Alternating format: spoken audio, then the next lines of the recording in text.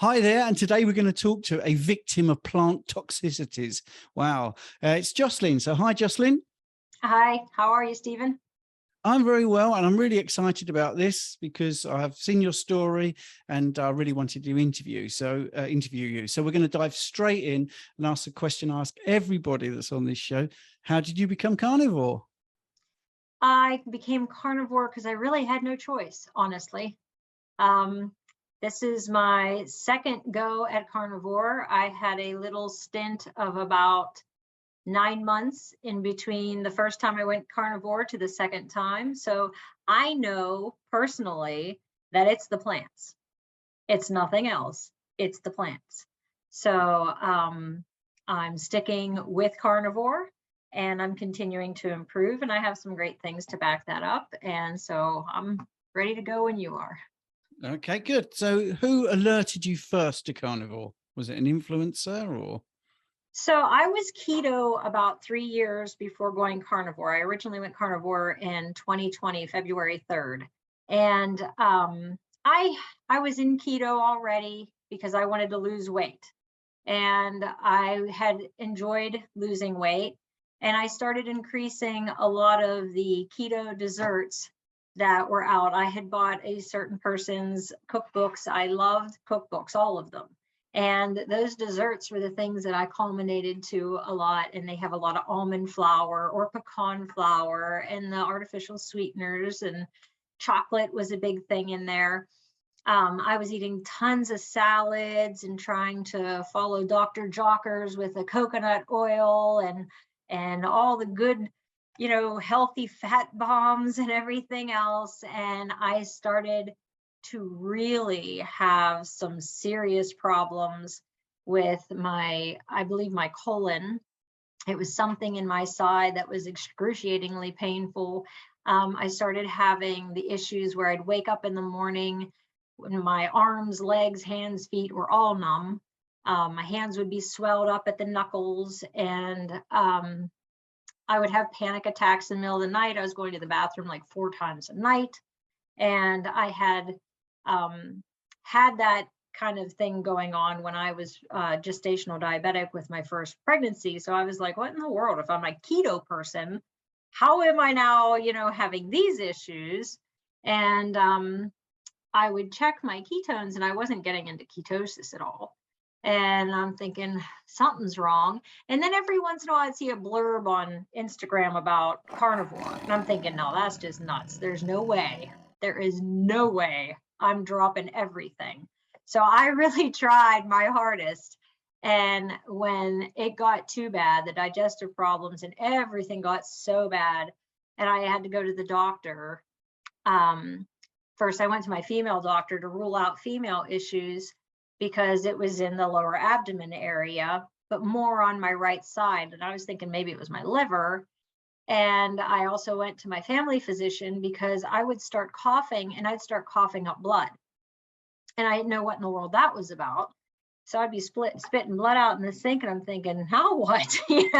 What is this? So we did the chest x-rays to see if there was lung cancer or something, blood clots or anything in the lungs. They did an internal ultrasound to see if I had cysts on my ovaries. I had a little tiny follicular kind of things, but she said nothing that would make that kind of pain. So they sent me to a gastroenterologist because of the abdominal stuff. And I don't have insurance, so I didn't want to put any more money out of my own pocket. And when he suggested a colonoscopy, I asked him, I said, well, what do you think it is? And he said, you have a history of IBS. I said, yes. And he said, well, it could have, graduated into ulcerative colitis. And he said, I don't know unless we actually do the colonoscopy. And I have that, the pictures, and I see the evidence, and we biopsy some things to see what all's going on. So I said, well, what can I do to stop the pain? I got to think about this because that's a lot of money out of pocket. And he said, if I were you, he said, I'd eliminate all the plants. He said, just eat red meat and water. And he said, that's it. And I said, well, then what? He said, well, he said, eventually you're going to add in the other meats. He said, so maybe chicken and pork. And he said, just keep adding in the meat. He said, after you get all the meats in, he said, then you're going to want to start adding in some eggs, see if those are okay, add in the dairy, see if that's okay. He said, and then you want to get your vegetables and fruits in. He said, those are very important because that's not a balanced diet without them. He said, this first part is just to give you, some time to heal. And I'm thinking, oh my gosh, that's that crazy carnivore thing. It's like, I can't believe this. So I thought, okay, fine, I'll do it. So I went ahead and, I seen Sean Baker had talked about it. And who else did I see? I saw several people talking about it. Kelly Hogan, I did see a couple of her videos. And I thought, okay, I'll try it. So I started doing it. And I bought Marie Emmerich's carnivore cookbook, which, kind of pointless because all I got to do is cook meat. But anyway, did it. And I started feeling so much better. Within a month, I was feeling better. I wasn't having the swelling in my arms and legs and hands and feet. And the pain was starting to diminish a good bit, but I was still having, pain. It would feel like the pain, if I would describe it, it felt like somebody was taking their fingernails and just scratching the inside of your colon, going the whole way around. And I knew it was the colon because I could tell the food something was moving. You know what I mean? It was like a traveling scraping, and it was horrible pain. So anyway, I did that and I did just red meat and water for about 4 months. And then I started to salt my meat, and I would notice sometimes it would burn and it would cause pain in that side. So I cut it out again. And then in around October, I was able to add in a little bit of salt, and I started adding in some chicken, and pork was a hit or miss. Couldn't always do pork, but mainly it was beef. And Christmas time came, and I saw Kelly Hogan do an interview with Dr. Natasha Campbell McBride. And I love Dr. Natasha Campbell McBride. I think she's very educated. She's got a lot of things. In that interview, she said that some people can only do the no plants gaps diet. And that's what we carnivores do, just another name for it. And, but she also talked about some people can go into fermented foods and heal their gut that way. Like once they've been off of the plants for so long, you could do that. So I thought I'd try that. And that was a really bad idea. So you get the taste back and you're like, oh, this is fine. And you kind of can ignore the gas that starts, right? And you're like, I'm okay. And then the weight starts coming on. And, other people that I'd followed, like Sally Fallon, they're saying, if you gain weight as a woman, that's okay because you're older and you should have a little bit of weight on you. So you shouldn't fit into your same clothes that you wore back in high school because now you're a woman, especially if you had kids. So, you tell yourself these things. This is normal. This is good. This is healthy because I'm getting older. I'm in my 40s, So I kept sticking away as, okay, well, then I'll probably lose the weight because my body will be nourished again, because obviously I starved myself during carnivore. You hit all these points. And so I kept eating these fermented vegetables. I was making my own kombucha, my own milk kefir, my own sourdough bread, and I'm eating them and I'm gaining weight and I'm getting worse. And by June, I had plantar fasciitis in both feet. And I'm still telling myself that that was just because I wasn't exercising anymore. So I'd be okay if I just start exercising. So I started exercising. And then in August, I end up hurting my arm and getting tendonitis in my right arm. And so now I'm resting my arm. I still have the plantar fasciitis in both feet. I'm doing all the things that I know to try to heal my body and take all the pain out of my joints. And I'm trying everything because I'm just falling apart again. And in October, my mental illness comes back and my husband and I clash, and he lets me know that I'm crazy again. And I already knew it though. I already knew it. So that's what I thought. I have to. And so I did this. The second time I started was October 19th of 2021. That was my second, this run that I'm on currently, that will never stop because I'm not giving up on this, but I know better. But the first 52 days I lost 55 pounds, and then I did gain a little bit back, but I never cut out dairy, and I really don't care to cut out dairy necessarily. I love my dairy, but I have now the plantar fasciitis. It took about 9 months to go away, and the tendonitis, every once in a while it'll flare up really bad, but most times it's not there, and I'll have a twinge. So I probably have a chronic issue now because I didn't take care of it soon enough, or maybe it'll go away someday. I don't know. Mental illness is gone. That's not a problem. So there's so many things that have, and then, we can talk about the anaphylactic reactions I had and what those are doing now. But that's what I'll tell you right now. What questions do you have? Well, yes. Well, let's carry on with that. Let's talk about your reactions, because you're very categoric about the plants. I'm pretty convinced anyway. I've done maybe 500 clients and over 100 of these videos, and plants come up time and time again. So what happened to you? What were your reactions like? So it was mainly insomnia. Not being able to sleep is a big thing. If I eat something that I shouldn't, I can't sleep. I will have nightmares. I will have panic attacks. And I will have a lot of gas and bloating, and I will have a lot of pain. And then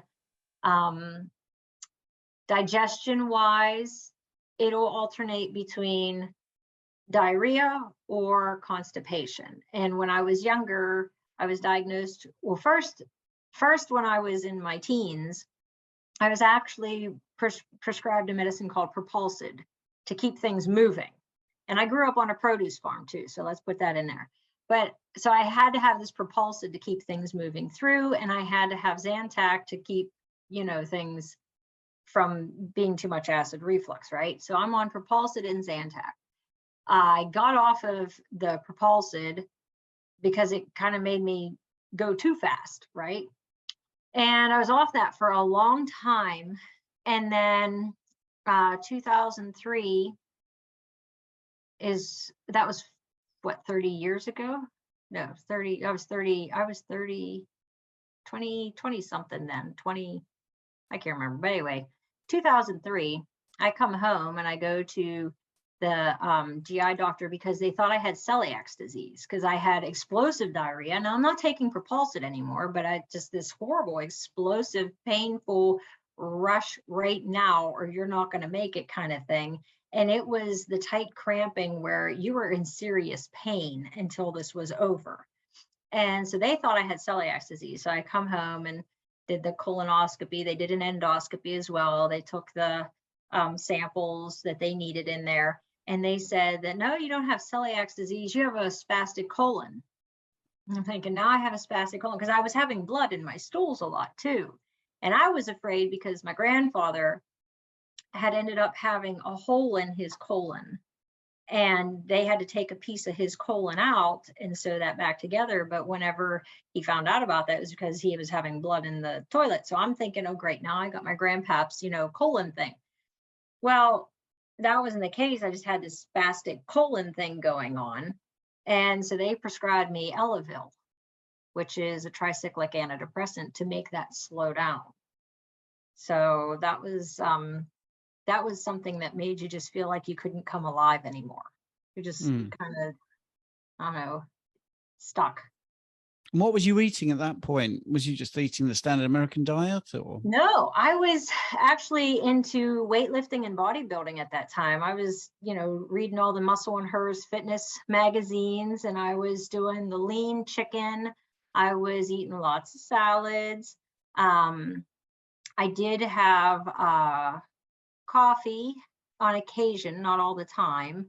And I guess I had sodas and stuff, but I was pretty much healthy and trying to get healthier. So I was trying to get the meat out because the meat is supposed to not be that good, right? So the more I pushed the meat out, the more my colon wasn't happy with me, apparently. And at that time, I was about 100 pounds and I was still losing. I think my lowest was like 98, and I'm 5'2". So it's a little bit low. I did not lose my cycle, but I was dead tired, and I was also not sleeping. So that was the other thing. The Elavil helped with that too, because it would put you out, but then you're like tired all day. You know what I mean? So yeah. So you were trying to give the meat up, but the more you took the meat out, the worse you got. But Right. the thing is, you're so surrounded by this misinformation. And I've got a very similar story to you, although we're very different people. I mean, in my 20s, I did a bodybuilding show and I did all the stuff. I did the lean chicken and rice and salads and all that sort of stuff. And I remember an experiment in the Muscle and Fitness magazine where they were trying high fat, and I can remember just dismissing it out of hand. No, that will never work. That will never work. So, and it was broke. I now realize it was written in a way where you're supposed to say that, you know, you get that emotional. Oh, it's maybe so cross, fancy doing that. And Yeah. of course, here we are 30 years later, and it's possibly the best thing I could have done, but there you go, 30 years too late, maybe. But so you sound like, if I can put this in a very blunt way, like a real mess. You know, Yeah, you I sound, was a real mess. Yeah. yeah. And you know, some of that was probably helped by the soy milk I was down in all the time. Soy milk and rice milk, you know, those were the two top, hey, these are super foods. And I think they super damaged my thyroid too. So Yes. Do you feel bitter about that you were led to believe that you were eating healthy things? Because again, I mean, I did the 6 months of soy and one of the worst things I ever did. I never thought of that, I don't think, because I think I am very frustrated now as a mother because I don't like that every single packaged food or processed food has soy in it. That makes me very angry because I know how toxic soy is and that it's damaging the thyroid, it's killing the hormones, it's killing the digestive system. I mean, people love to use the whole Asians use soy, not until they've fermented it at least 6 months, up to 2 years sometimes. They won't touch it unless it's been fermented. So now you're sticking it in everything, the flour, the oil, the lecithin, and all this kind of stuff. And I have kids and I have daughters. And this is going to ruin their thyroid. And now, you know, we're also depleted of iodine in our food system. So, and if you're going to eat kelp, hey, have fun with that if you can. Otherwise, you better take Lugol's 5%, right? Because I'm not eating kelp. There's no way I'm going back to a plant of any kind. So it's just not even tasty. But yeah, it makes me mad now. Back then, like I said, I grew up on a produce farm. So you always thought that this was the healthy thing. Hey, you know, this is just the way you lived, and you assumed that was right.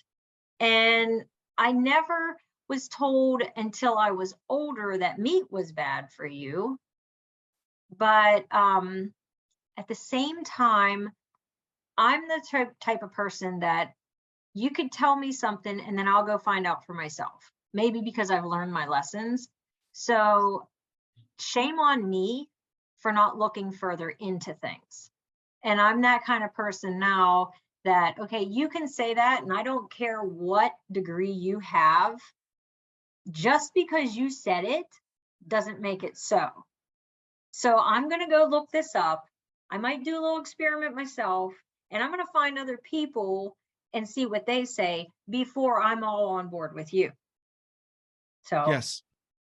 that's Yes. my. And that, yeah, I mean, that's it. These personal experiences. I love doing these videos because they just mount up and up and up. And I started off at MeatRx, and there's thousands of success stories there. But you touched on a really interesting thing. You're homeschooling. You've got 3 children, and people would be saying, so what do your children eat? I mean, are they carnivorous or are they? They are. So my one daughter is very meat heavy, very dairy heavy, and that's wonderful. My other well, all three of them will tell me they're going to be carnivore, and that lasts like a day.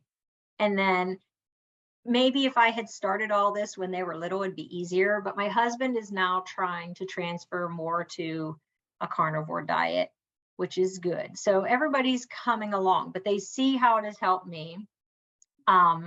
Maybe I'm a little bit pushy, so they get frustrated with me too. That could be. I am a kind of intense person, and I understand that. But there are outside influences all the time that throw monkey wrenches in what I would prefer. Any kind of function you go to, it's always available. And I'm not going to be that mom that smacks their hand and yells at them. I just would rather educate them and let them make a choice. So in our home, we learn about the truth about plants, and our family uses them as medicine. You know, that's how I am the doctor of the family. I'm not a certified doctor, but I am the doctor of the family. And if I need a doctor's diagnosis, I go get one, and then we treat the way that we know we need to treat. And we're all alive and healthy. And so they're learning the plants is medicine, not food. They're seeing the live example. When we go out to eat, no, I don't get dessert. And I just tell them, hey, you know, just think about what you're doing. I know you don't have problems now, but I didn't have problems either until I was a little bit older. So everybody's got a threshold. And, you know, when is yours going to be up, especially with what's in your food right now? And maybe that's mean of me to do that and take the fun out of food for them. But I don't think it's fair not to let somebody make a choice. But I think they need to make an educated choice. Yes, that's a big thing over the last 3 years, an informed choice. That's a very big topic. We won't get into that one. So what has actually resolved for you then? Let's have a little checklist so people in the middle of the interview can go, wow, all these things. So I've ticked off mental health, IBS, swelling in your hands and feet, saved your marriage by the sound of it, because you had a little bit of, you know, you said your husband was saying you're going off the My rails. husband and my kids. So, yeah, so skin issues. I used to get boils and things in my crotch area, which isn't very fun to have. And I never knew why. I'm not a dirty person. Very clean person, and that didn't make a difference. It was just I would get these things, and I'd get them on my face too, my chin and my eyebrows and things. I had a cyst on my wrist here that's not there, a ganglion cyst anymore. But I don't have to go to the bathroom at night anymore. I don't have the pain in the colon anymore. I can eat all meats now, and I'm okay. Anxiety is gone. I used to have a real severe issue with my ears, where I had my ears pierced whenever I was younger. And I had always worn gold, silver earrings. I could wear platinum, and then I couldn't wear any. And even when I wasn't wearing earrings, I'd still get like infections, and it would just come out of my ear holes. It was really weird, and where my ears were pierced at. Now I can wear earrings. I can wear the titanium and the niobium and the stainless steel, and I haven't tried gold or platinum yet because I'm just not ready to. Then I have anaphylactic reactions to all the stinging insects, and I have my paperwork to tell you how much those have reduced, and some have even gone away. So this was recorded on February 3rd, 2020. And the major problems I had at that time were terrible pain in the large intestine on right side, breast pain with fibroids, joint pain, swelling of knuckles upon waking in the morning, monthly headaches, heart palpitations at night, anxiety, irritability, short temper, acne, congested lymph system, congested liver, postnasal drip, swelling of knuckles after exercise, diarrhea, explosive, and sometimes several times a day, brain fog, forgetfulness, thinning of hair, low energy, restless nights, rosacea. That was a good one, rosacea. I used to get hives. I was getting the hives on my face still as of October of 2022, because this is 2023. Yeah, 2022. So those finally have cleared up. the rosacea. So the abscesses I told you about in the groin. My nails were very weak and brittle. Weakness in my knees. I couldn't walk up and down the steps very well. I had to really hold on to the railing because it just hurt. And I felt like my knees would give out when I was going down, and the pain coming up was bad. And my knees were getting fluid on them. Like you could poke my knees and there was some fluid on them, which is not fun. The night sweats, the cold chills, I had shooting pains from my nipples coming up into my chest, as well as those fibroids and that tenderness where I didn't want anybody to touch me, which was one of those things where I wasn't just irritable, I was angry because I was in pain all the time, everywhere, you know. Bad dandruff, constipation at times. I had my labs done and it said I had almost no minerals. I had low minerals and vitamins and hardly any iodine in my thyroid. So my doctor said if I didn't get those things up, I was going to end up with congestive heart failure. So I was really dragging. My potassium, which was at 3.4, and the normal is supposed to be 5. And see what else. I think that was all that stuff. That's all I had recorded in 2020.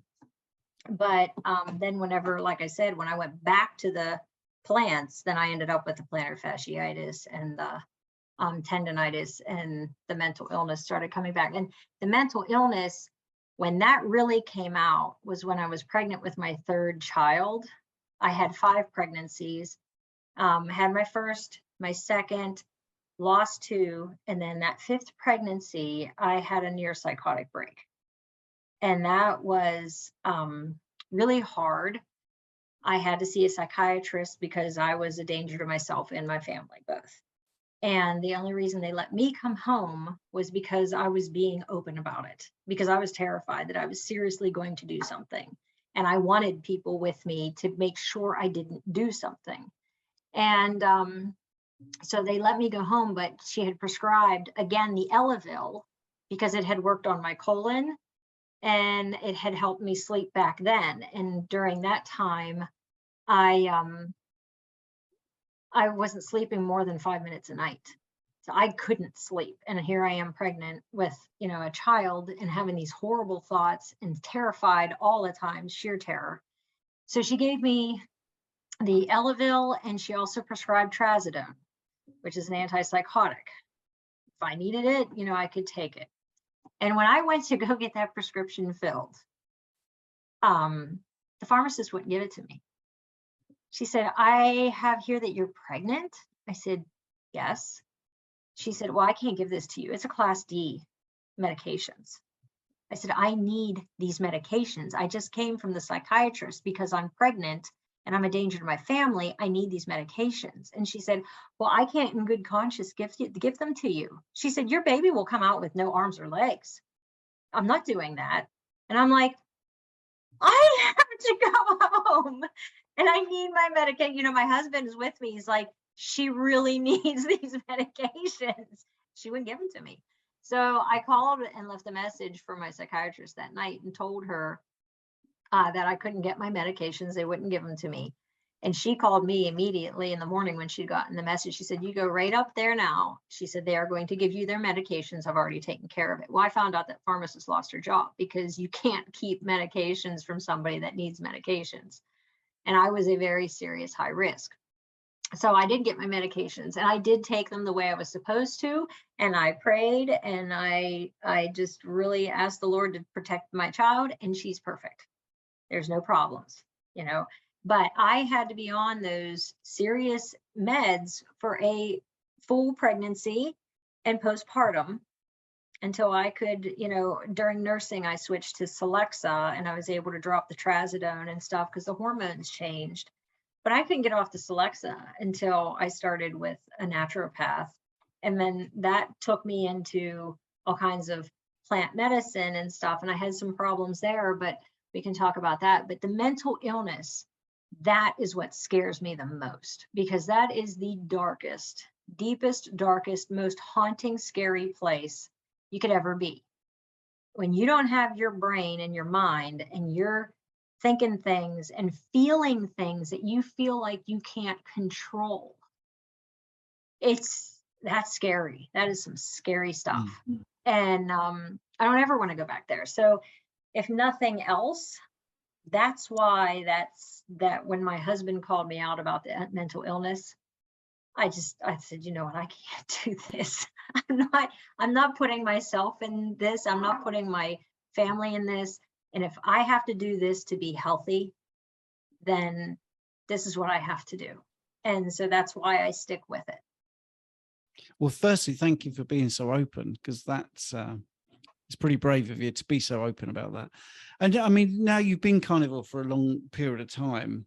That list, has that completely resolved that entire list of problems? That, except for the so here, let's talk about these insect allergies I have, because I have my paperwork here, and this is really cool because the reason I have this, and I know this, is because when I developed these allergies in 2011, I had such a severe reaction to one sting, and then my blood test came back that even with both of my EpiPens, the steroids, the antihistamines, all the life-saving measures, I still had a 90% chance of death. And it didn't matter what insect it was, that's what was going to happen to me. And I tried the immunotherapy, and I started having anaphylactic reactions during immunotherapy. So we had to stop that. So then we tried the regular, that was the rush immunotherapy. Then we tried the regular immunotherapy. And during that, I started having the anaphylactic reactions as well. So I quit because I couldn't take it anymore. I'd have an anaphylactic reaction, get an epi, go home, and then later in the evening, I'm gasping for breath, like I can't catch my breath, and I'm getting dizzy. And I'm talking to my mom, who was she was a registered nurse and a nurse anesthetist, and she's like, I'm telling you to stop. She said, you're going to end up dying. And my cousin, she's also biologist and marine biology and regular biology. She actually just won a Teddy Roosevelt Award for her work with endangered butterflies and things. Really cool.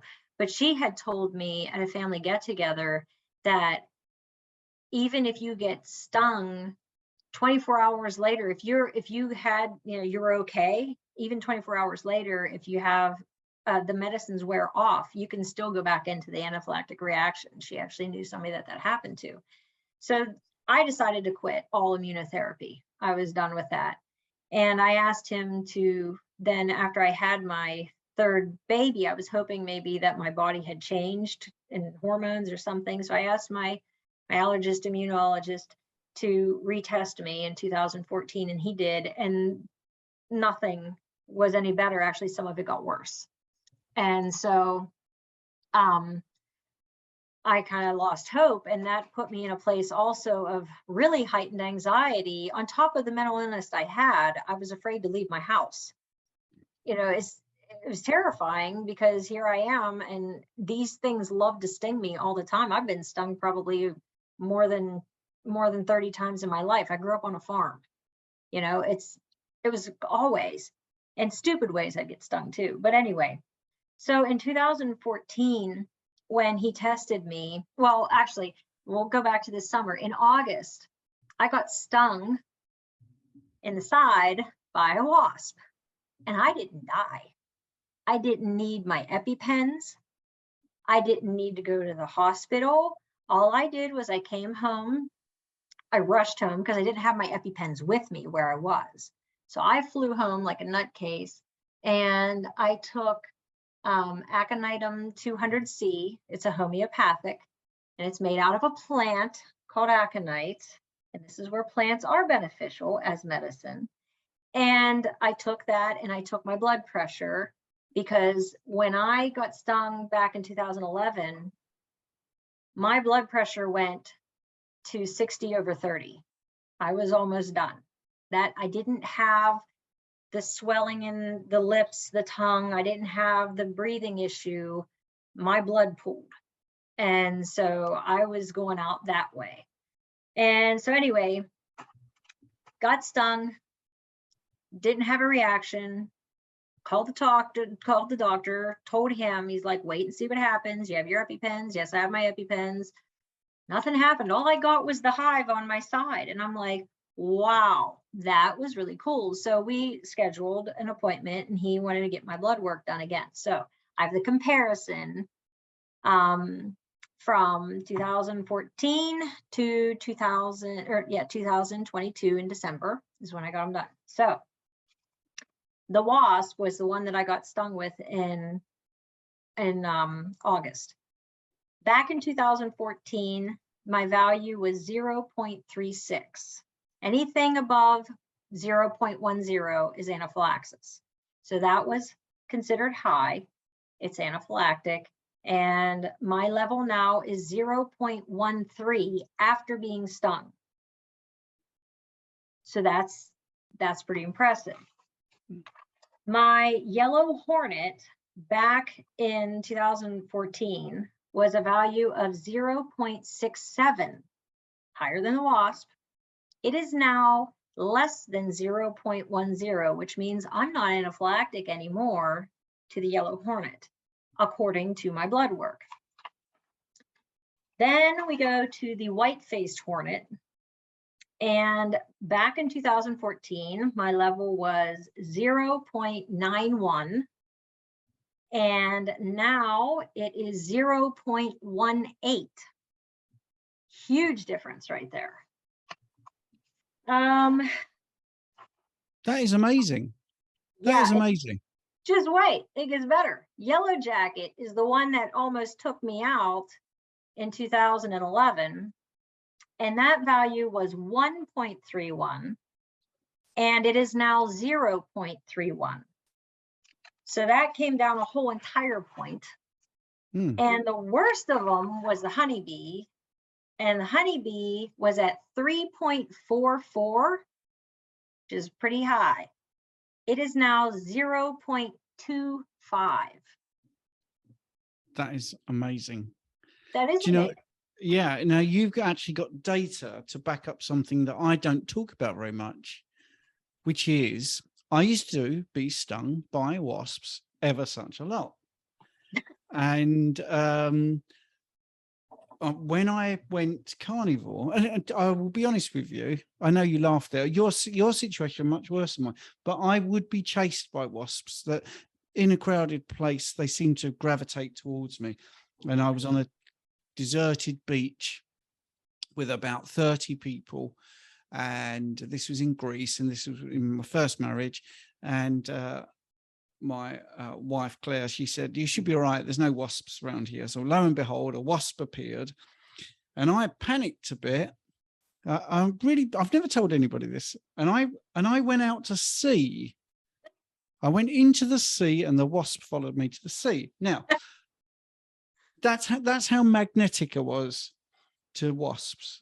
And I was absolutely petrified of them, because I was even told on this beach, I actually spoke to the person there was a beach bar there. It was a very nice place, by the way. But anyway, and I said, I'm run away. I'm sorry I look like a big coward, but I'm constantly harassed by wasps. And he went, if you let them land on you, you'll be fine, right? So, oh yes, your face says it all. People can't see your face because when I'm the active speaker of the camera, it's a shame. So I tried it, and I actually watched the wasp, and it was almost like in slow motion, land on my shin and just put his thing into me. And you saying about plants, it really blew up. And I went back to the bar, and he said, oh, there's a plant over there. If you squeeze the bud onto it, it will go down. And that actually happened. But the point I'm going to get at is you've got empirical data to back up something I've been saying privately to people, that since I've been carnivore, they don't bother me. And I think it's as simple as I'm not exuding some sort of sweet aroma, or there's something being carnivore that is stopping them being attracted to me. Or the fact that when I had lots of sugar or whatever it was in my system from the rubbish I was eating, which was allegedly healthy, by the way, there's something that they were attracted to. But you've actually got numbers that prove that. I mean, that last number, that was a 10-fold decrease. I mean, that's huge. That isn't just coincidence, and it's across the board as well. That's not a coincidence. Your physiology has changed. I'm very impressed with that, and I'm glad we've sort of got to that, because that's magnificent. I mean, you have had a big story. One of the things is I don't tend to do very long interviews, so I'm going to get to sort of wrapping up a bit, but I'm sure possibly there's a part 2 to this, and I have done part 2s. So people always want to know what you actually eat. Sorry, it's a bit boring after those mega numbers. But people do say, yeah, but what, and I get this on YouTube, someone will say, I reverse this, reverse this terrible disease, and I'll get a comment, yeah, but what do they eat? So it's a boring question, but what is your day like when you're eating? Do you do 2 meals a day? Do you fast? What is your carnivore lifestyle like? So when I went back into carnivore in October 19th of 2021, I started with everything meat, right? Because it was hard for me to say no more plants. I was struggling with that, and I was very angry about that. So I did keep all the meat in, all the dairy in, all the eggs in. And then my body started telling me bacon is not your friend and eggs are not your friend. And so I just went back to my red meat, and I was having problems. I get a lot of my red meat, I confess, from Sam's Club because I can afford it, right? And I like ribeyes. So I would get the ribeyes and I'd bring them home, and I was getting gas and bloating. It wasn't necessarily pain, but it was gas and bloating, sometimes pain, and I couldn't figure it out for a while. And then I was watching more and more on, Bella was talking about histamines, and different people had mentioned histamines, and I knew histamines were an issue with some meats, but I didn't think it would be beef or anything. And then I found out that just the longer the meat sits, it starts to build histamine, right? So I did get the Billy Doe lamb because it's supposed to not be aged, and I wanted to try it. And lo and behold, I really like lamb. So I kind of have been on a lamb binge for a long time, where it's just been lamb. And